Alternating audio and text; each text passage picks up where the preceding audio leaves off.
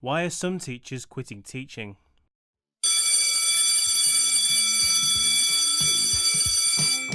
Ask me my three main priorities for government, and I tell you, education, education, and education. We want to create an education system based on real excellence with a complete intolerance of failure. So for the future of our economy and for the future of our society, we need a first-class education for every child. Teaching has changed so much in the last 20 years that people who haven't been into a classroom in that time would struggle to understand what's going on. So constant has been the change, much of it at the behest of politicians, that many teachers have become deeply unhappy and some are considering leaving the profession they love. Over the next 30 minutes we will explore what it's like to be a teacher today. However, for me this will be a more personal journey, as I made the hard decision to go into teaching and then I made the harder decision to leave. To see if I made the right decision, I've come back to Leeds to catch up with someone who I went to teacher training college with. The strain of teacher training almost pushed Sophia to the brink, but now she's settled in the career she loves. I worked in industry. I loved the environment and I loved the business, but I didn't feel like the job was challenging. And so I handed in my notice and I got a role in a school to work as an academic mentor, supporting students one-on-one. And within a couple of weeks, the school needed a German teacher as well, so they asked me to take over their AS German education, and I did. And within 4 weeks, I realized that actually I really need to retrain and become a teacher. The uni education I really enjoyed, and I felt that uni was really supportive. The placements were honestly horrific. The amounts of times where I was close to signing my dropout papers, can't even count how many times. Honestly, I would spend evenings crying. I would spend just working 7 days a week, not really understanding what for, not really understanding why I was doing it. I mean, I had 2 placements and both placements were actually very, very different. One of the placements I felt that the kids were just horrendous, but I felt really well supported in terms of the staff, and I actually really quite enjoyed that placement. And with the other one, the kids really weren't so much of the problem, but it was the staff I was working with, and I didn't feel very well supported by them. At the end of the day, the placement I really didn't enjoy and that nearly made me quit was the first one. And by the time the second one came around, I felt, because I felt so much more supported, I felt like I could finish it, but I didn't want to teach afterwards. And actually my NQT year got me to the stage where my husband would find me crying on the floor every single night of the day. He dragged me to the doctors and I was put on medication. And I went to a course and saw a therapist for depression because I wanted to kill myself. Like that whole last year made me suicidal. Off mic, Sophia went further into her horrific experiences of teacher training, but then went on to tell me that she now loves teaching again. By the time I'd finished my PGCE training, I was close to calling them and saying, actually, I'm not going to come in September. I'm just, I don't want to be a teacher. But with all the medicine and all the help and the therapy and stuff, they said, just give it a go. You can always send in your notice if it's not what you want to do.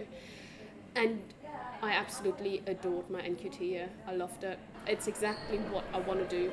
The teaching union, ATL, says that 4 in 10 new teachers quit within the first year of teaching. This is the first time I've been back in the classroom since leaving. It's fascinating watching a modern teacher operate, but Mr. Johnson tells me that he is considering quitting the job he loves. So I went to university and I got a media production degree. I started a grad scheme but very quickly realised that wasn't for me. I got offered a temporary opportunity to be a teaching assistant, and I've been working in secondary school education ever since. Best bit for being a teacher for me is seeing the students succeed. I, through one reason or another, have found myself being considered somewhat of a specialist in special educational needs. So I spend an awful lot of time with students with very low reading and writing abilities. Every success for those students is very, very valuable. However, I am thinking about leaving teaching for a number of reasons. Right, okay, thank you very much, Year 12. Right, we're going to move on to the next topic in terms of big data today, and we're going to start taking a look at machine learning. Just want to do a quick recap. I am getting my work scrutinised at the moment from 6 promoted members of staff. The obvious one is my immediate line manager, and I have no problem with that. However, there's then the link manager, so he is our senior member of staff who oversees our department on top of 2 or 3 others. Again, to a certain extent, I have no issues with this. Then I've got the coordinators. Now, these are people that I do not come in day-to-day contact with at all. And they are a gifted and talented coordinator whose responsibility it is to ensure that every student in the school who is predicted an A or an A star is having enough provision put in place to ensure that they achieve the highest grades. Then we've got a closing the gap coordinator, and her responsibility is to ensure that any student who is from any form of underprivileged background, that there are provision put in place to ensure that they are making adequate progress. And then to go on top of that, we've got a literacy coordinator. It is his role to ensure that every single teacher across all subjects are promoting effective literacy within every single classroom. Now, I have no issue with this, and it is a day-to-day part of my teaching. You've spelt that incorrectly. Why does that not have a capital letter? Oh, that sentence is about 120 words long. Maybe think about commas, full stops, or colons. However, again, I need to evidence this. I need to do a specific extended answer question once every half term so that I can evidence that I'm giving marked feedback taking purely literacy into account. That does not fit into my subject area. Now I've got a numeracy coordinator as well. Now that for me is actually very easy. I teach a scientific subject, there's a lot of maths equations. But to have your work checked from 6 separate angles, I feel like a lot of the time I'm not doing my job because I'm spending more time evidencing to these 6 individuals that I am ticking the boxes that they have asked me to. It is almost impossible to please everybody. So Mr. Johnson just gave us an insight into why I didn't become a teacher. Nothing made sense as different political initiatives contradicted one another. As you can probably tell, we're in the car. I've driven to Hull to see another teacher, my mother, and she's going to take me to meet 2 of her former colleagues who have now retired. Meet Chris and Leslie, 2 recently retired teachers. I asked them what teaching used to be like and when it started to change. I think I was lucky in that I left just as things were on the turn. The best years of teaching were when you felt valued, and it's always the same in a job. If you feel you've done a worthwhile job and people value what you're doing and also occasionally listen to your ideas, then that's fine. You can cope with a lot. But towards the end, you were starting to feel not valued. Well, when I first went into teaching, it was fairly relaxed. You did your planning, but it was like in the form of your own notes, really, and it wasn't scrutinised particularly. We did used to have to fill in a record book of what we'd done during the week and hand it into the head, who would then presumably read through, correct our spelling mistakes and pass it back. But it was fairly relaxed. But then we still had discipline problems. Don't let people fool you that in the 70s and 80s everything was fine, because somebody had to deal with the discipline, and it was still there. Kids were still cheeky and naughty. So when did things really start to change? Definitely, I would have thought in the 2000s. We seemed to had more interference from government, where we could be less independent in what we were doing and less creative in what we were doing, and more prescribed and more targets and more just the way we had to plan lessons and plan for every eventuality. Just anecdotally, I knew I wanted to be a teacher when I was 8. I knew that. My biggest worry when I was 8 was that I wouldn't be able to drink a hot cup of coffee in the 15 minutes that teachers got for break. I was really worried about that. And eventually I got round that. And I went into teaching because coming from a fairly working class family, I was the first one to go to university. And I was very lucky that my parents valued education and encouraged me. And I wanted to pass that on to other people. I wanted to show them that, to show the youngsters that the education is the key. It's the key to improving your lot. One of the major things was the introduction of the national curriculum. And I think whilst it wasn't a bad thing in a sense, some of the things that came with it, some of the strategies that we were encouraged to try as teachers became overload. We had to learn what all the different levels were and all the different strands of the subject and how to assess each level, and you know, pupils having to write on the front of the books what level they were, and I'm not sure that helped them to get a better grade. And I felt sorry particularly for the primary school teachers. I remember seeing a conference where the primary teacher brought on a sack barrow, and she had a big pile, it must have been nearly a metre high, of documents that had come in from the government and from the Department for Education, that she had to assess all the different subject areas. So I think it was even harder for primaries. So we're talking to Chris and Leslie, we really started to hear about when teaching reform stepped up and some of the rationale behind them. Another theme these interviews keep returning to is the idea that teaching is becoming more incrementally unbearable with each and every reform. Now we're off to see my cousin David. He lives just down the road. He's a senior maths teacher with over 20 years experience, and he's seen the changes that we've just been talking about firsthand. And as a frontline teacher, I'm sure he's going to have some strong views about what's going on. This is my little cousin. He's taller than me. He's fatter than me, isn't he? Say yes, Dad. Right, set off about 7:30, got in at 8. Been off ill the last couple of days, so it was sort of hit the road running.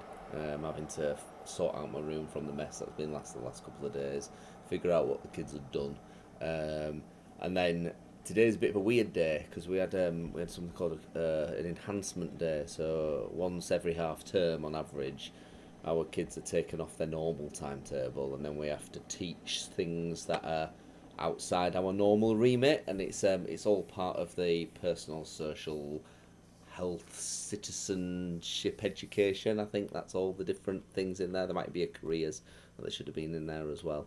And so today I was spent the entire day feeling quite uncomfortable out of my normal remit, because obviously I'm a maths specialist, I teach maths, and today I'm having to teach a lot of things that I don't necessarily feel fully trained to teach.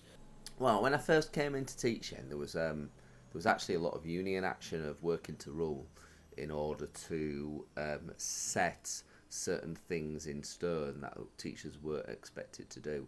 So when I first came in, teachers were expected to collect money, to do lots of cover, to do mass photocopying and a number of other sort of administrative tasks. You're very slowly feeling that all those things are being pushed back onto the teacher, and the workload is going up massively. On the same side, things like the amount of marking that you have to do is hugely increased.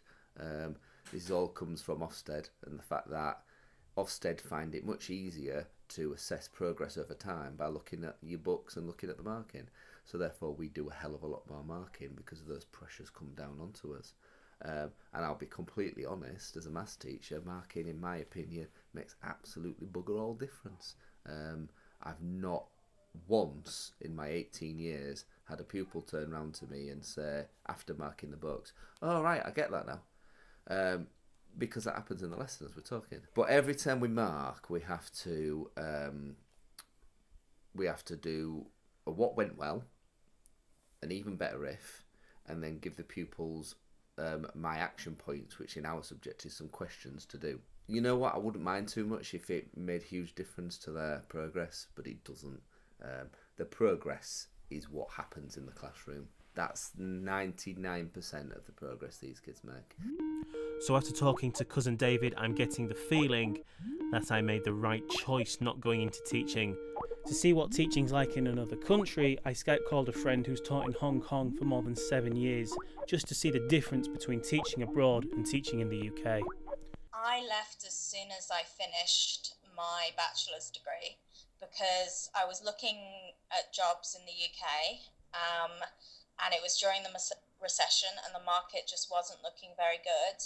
So I saw an opportunity to go teach for 9 months in Hong Kong. And while I was out here, I got a job on the NET scheme, which is the Hong Kong government program for putting a native English speaker into every school. And the money was better, and I got offered a 2-year contract. I make 55,000 Hong Kong dollars a month, and it's $12 to the pound, so it works out at 55,000 a year. My workday is pretty easy actually. I get in at 8, and the local teachers, they start classes at 8:15, but we start actual teaching at 8:40, so that's when I go in, and I teach about 4 or 5 classes a day, so I have about 4 or 5 hours in the classroom, and the rest of the time is dedicated to planning. All of the admin in my school is done in Cantonese, so the local teachers are under a lot of pressure. We don't have a national curriculum here, so we create the curriculum within the school, so they spend a lot of time on curriculum planning. I'm pretty much free to do as I want with the kids. Actually, I'm not that bad. I plan my own lessons. I have co-planning meetings with my colleagues that I run. Marking can be a little bit on the heavy side. So there's real differences between teaching styles in the UK and abroad. Teaching policy has become so profound in Britain, but why? I met with political activist and teacher Adrian Ward to discuss why politicians believe that improvements in education standards are a way to ensure future economic prosperity for Britain, as well as improving social cohesion. I began by asking him what he thought the biggest change in teaching has been over the last 20 years. I think to say what has been the biggest change is probably a difficult question, because there's been a number of changes that I can see. With regards to the hold that Ofsted has within the education sector, expectations from Ofsted, and also from governing bodies, head teachers, parents, guardians, of school performance, of the role of Ofsted, and really the role of the teacher.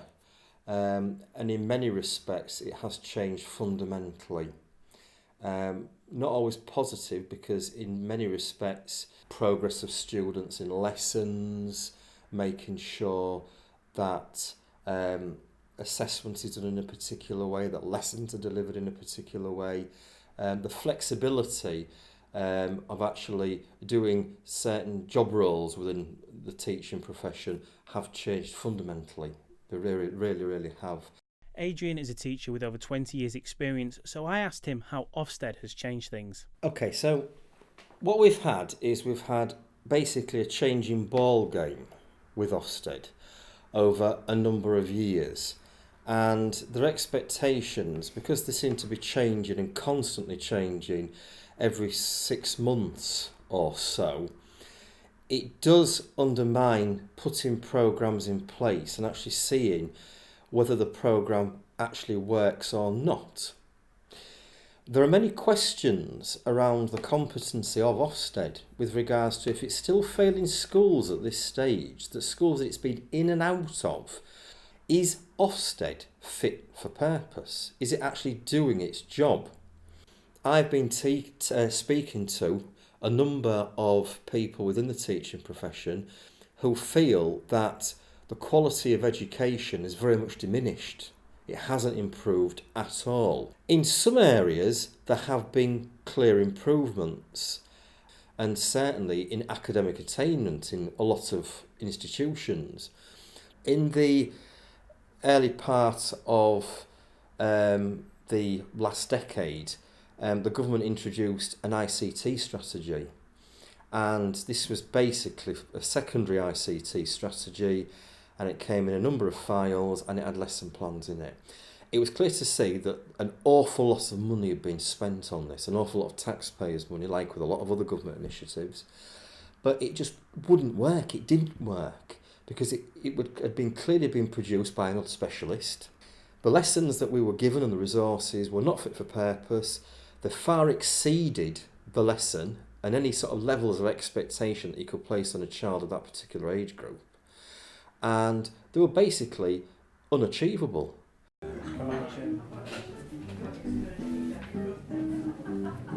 So now we know a little more about the political interference that is causing teachers to consider quitting teaching. To try and understand that interference a little more, I come to meet a retired head teacher. Mr. Gardner has over 40 years' experience in education. I asked if education has made a difference to equality of opportunity in Britain. In terms of opportunity, access to career and progression and to a well-paid future, and again this is from the Peterborough perspective, I would say it hasn't had a massive difference. I don't think it's made a positive difference to life chances. It has made a difference to what students have got on their certificates, what it says they can do and what they can't do. But I'm very struck by how few still struggle with English, maths and basic personal organisation. One of the more radical proposals in recent years has been free schools. But is this just more political tinkering in teaching? I asked Mr. Gardner what he thought of them. Well, you can't do what you like because you've got to deliver the national curriculum or something like it, you know. And you're going to be judged by similar outcomes whether you like it or not. Do I think it's a good idea that people are able to come together and form their own schools? Theoretically, yes. Especially for older youngsters. There are models around the world of schools being set up, like Luminar schools in Brazil, by industrialists, not as industrial schools. They're about bringing together a lot of people who have lots of knowledge and engaging them with young people. They're not all teachers, but they're good communicators, and you learn your craft, your skill from a whole diverse range of people who aren't necessarily professionally qualified, highly successful. We're very, very bad in this country about taking models that are on the left or right field and applying them. The idea we can apply the South Korean model in the UK is bananas. But ultimately, results are up, teaching standards are high, but politicians continue to talk teaching down. Maybe it could be asked if teaching is one of the great British success stories, especially in compared to Britain's economic competitors. It is a success compared to where we were 40 years ago. No doubt about that. What about compared to the rest of the world? Compared to 20 years ago, when the aspirations and hopes were so high that a great deal could be achieved in a fairly short space of time with the right investment and so on, we haven't progressed as far as we ought to do. So I've travelled to Westminster and the Houses of Parliament. I've come to meet Baroness Estelle Morris, the first Secretary of State for Education that actually taught in a comprehensive school. Since leaving the government, she's become a leading member of the House of Lords that looks at education. I asked her why over the last 20 years has there been an ideological political link between equality of opportunity and education. Well, there were very many good schools in those days. There's always been very many good schools. That's not been the problem with the British education system. The problem has always been with the British education system that the gap between those very good schools and the schools that are underperforming is wide, and it's on a social class basis. So quite simply, in our education system at the end of the last century, your chances of doing well in life and going to university were still far too much governed by the family into which you were born. And teaching, not anybody can teach children to read and write. It's not something you're born knowing how to do, and children aren't born knowing how to read and write. It's like any skill a professional has. They have to know what best practice is, look at the best research, and then they have to receive top-class professional development in doing that. We've seen an increase in education outcomes, a real terms increase in school spending, high quality teaching, an increase in attainment levels. Is it right that as a society we continue with this whatever it takes attitude to push up education standards? Absolutely. Why? Is your kid at university? Yes. So you want to turn around to somebody else whose kid's not had those chances, can't read and write, hasn't got the GCSEs, hasn't got the life chances, and say, sorry, we know we've done enough, we've come as far as we can. I don't believe I believe there's still kids for whom the state system can do better. Some teachers have said that the responsible thing for politicians to do in regard to teaching would just be to leave teachers alone for a few years to let new policies bed in. Do you agree with this? I've got mixed views, because you don't seek power and get a mandate from the people and then sit around and do nothing. It's pointless. You don't want to be Secretary of State. You want to do the things that having the post of a Secretary of State can do. So you're always going to be doing something. Teachers can't just expect politicians to stay out of things. I believe that politics has a role to play in education. As a parliamentarian who keeps a keen eye on reform, what do you make of the post-2010 education reforms? I'm not sure it's tinkering as much. I think it's bigger and more strategic than that. The Tory government on the whole doesn't tinker in that sense as much as we did. But what they have done, I think they have shifted the whole of the education system along a philosophical line that's got a hierarchy of knowledge that respects some sorts of learning, i.e. learning through reading and learning through rote, more than it does learning through doing and learning through practical work. And I think it's got a bias against the whole section of the curriculum like practical subjects, the broader humanities, the arts, the creativity.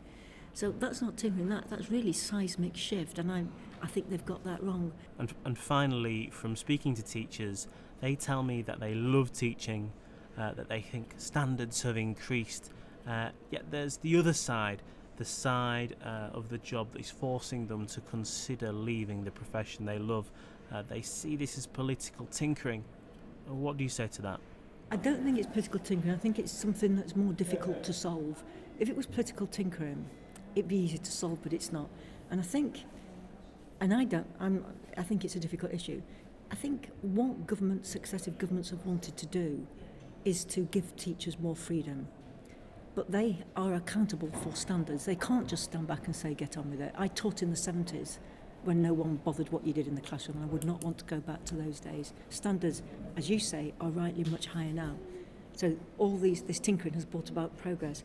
But what I think the dilemma is that politicians want to give schools freedom, but they only feel confident in doing that if they have some way of spotting underperformance when it happens and monitoring successful practice so that they can learn from it. So what you've got is a message about freedom, but you've got the accountability framework running alongside it, and they totally contradict each other. Politicians and teachers are essentially on the right side, the same side. I've never met a politician who didn't want children to do better in schools, to be stronger. And it's a tragedy that because of the way the line is drawn between politics and education, which is something we've talked about, and really a breakdown in relationships with successive secretaries of state, that teachers see politicians as somebody who gets in their way rather than someone who supports them in their job. So I've come back to Leeds to consider our findings. Was I right to quit teaching? Undoubtedly, yes. But I'm now also convinced of a few other things. I'm convinced that political interference in teaching has gone too far.